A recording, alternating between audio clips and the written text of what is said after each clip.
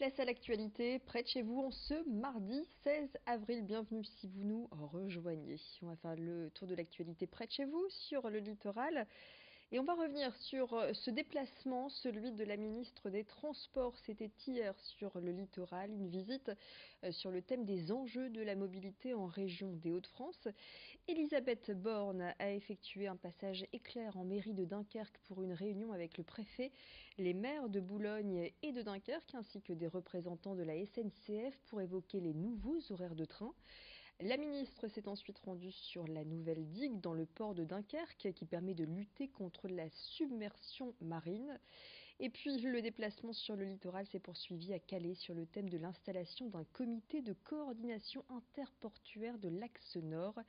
L'idée, renforcer les liens entre les ports à travers les différentes liaisons possibles et ainsi créer une façade maritime plus attractive.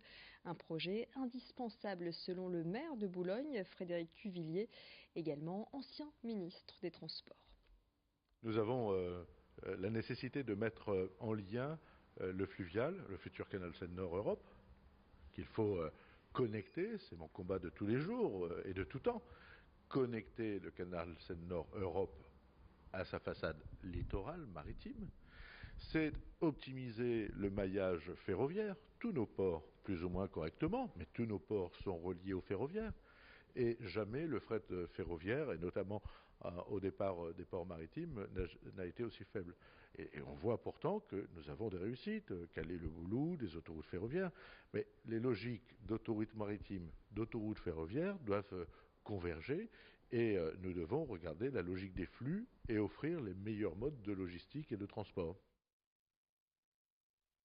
Avec l'arrivée du printemps, la rédaction parcourt les parcs et jardins de notre région. Et aujourd'hui, c'est Brieux-Gorchy qui nous emmène au jardin public de Saint-Omer, niché au sein d'anciennes fortifications.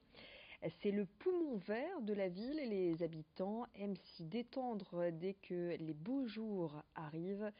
Direction tout de suite l'Audomarois. Installé au pied des anciens remparts, le parc de Saint-Omer est élégant. Depuis 150 ans, les Audomarois aiment s'y promener, s'y restaurer ou y faire une sieste. À la fin du 19e siècle, après de longues démarches, il y a un démantèlement des fortifications, mais on va conserver une partie, les élus vont souhaiter conserver une petite partie dans toute sa profondeur pour installer donc ce jardin public qui va servir aux Audomarois. Alors aujourd'hui concrètement c'est un parc paysager de la fin du 19e siècle, donc on va y trouver à la fois un jardin dit à la française avec ses allées régulières dans lequel on est installé, et puis un petit peu plus en aval on va trouver donc un jardin à l'anglaise qui va être avec des allées plus sinueuses entre les anciens massifs de fortifications et des plantations bien évidemment puisqu'on est dans un jardin public avec des plantations, notamment un très bel arboretum qui date lui aussi du tout début du XXe siècle. Si la plupart des fortifications du parc ont disparu, il en reste quelques-unes ici et là, car au total, le jardin public s'étend sur une vingtaine d'hectares. On est ici à côté du kiosque à musique édifié en 1896 après le démantèlement. Alors cette partie était ce qu'on appelle une demi-lune, c'est-à-dire un ouvrage avancé qui protégeait le rempart et qui a été complètement aplani pour avoir ce qu'on appelle aujourd'hui, ce qu'on pourrait qualifier aujourd'hui d'une aire de rencontre, un espace autour de ce kiosque avec des mosaïcultures, avec de l'espace finalement pour s'asseoir, pour faire la fête, ce qui est toujours le cas aujourd'hui. À quelques mètres des jardins, à l'emplacement même d'un ancien bastillon, les visiteurs peuvent profiter d'une fontaine et d'un petit parc animalier, de quoi se ressourcer en plein cœur de Saint-Omer. Il y a un mois, la mairie de Wimereux prenait une mesure de précaution en faisant fermer l'escalier de la Pointe aux Oies qui donne accès à la plage juste en face du golfe. Cet escalier est vieillissant et présente des signes de fatigue. Pour l'adjoint au développement durable, aux travaux et à l'urbanisme, des travaux devraient être entrepris d'ici cet été avec le retour de la saison estivale. Mais reste à savoir qui va payer car la ville s'est aperçue que la gestion de l'escalier avait été confiée à un syndicat qui n'existe plus. Le terrain, quant à lui, appartient au Conservatoire du Littoral. Des discussions sont donc engagées dans l'intérêt du tourisme local. Explication au micro de Louis Caillé. C'est un risque, c'est pas vraiment d'effondrement, puisque bon, Hayden 62 l'a quand même réparé les marches qui étaient cassées, mais on ne veut pas prendre de risques. Comme on ne connaît pas du tout l'état du bois qui commence à vieillir, et vous savez aussi bien que moi que le bois ça pourrit vite et que ça ne se voit pas forcément de l'extérieur.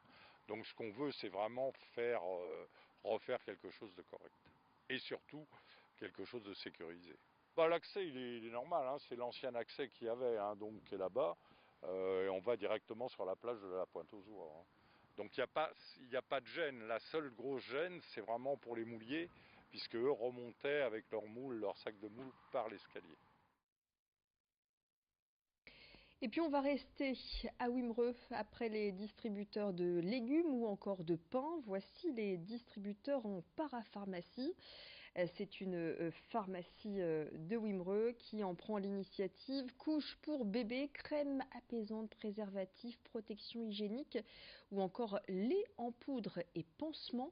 Ce distributeur sert à dépanner en cas de manque ou d'imprévu, notamment le dimanche soir. Il est accessible tous les jours, 24 heures sur 24. En revanche, il ne délivre aucun médicament. Voilà pour ces images signées Louis Caillé et cette info pratique à Wimereux. Et c'est la fin de cette édition. Vous allez retrouver dans quelques instants les prévisions météo, la tendance des prochaines heures. C'est vrai que ça s'est couvert en fin de journée, mais visiblement l'anticyclone sera de retour. Dès jeudi, un peu de patience, retour du soleil dans la région des Hauts-de-France. Dans le prochain quart d'heure, vous retrouvez votre édition régionale. On va revenir sur les réactions près de chez nous après l'incendie qui a ravagé hier soir la cathédrale Notre-Dame à Paris. Réaction dans la région des Hauts-de-France, notamment celle de Monseigneur Ulrich, archevêque de Lille. Fin de cette édition, restez avec nous. L'info continue. Excellent moment à vous tous.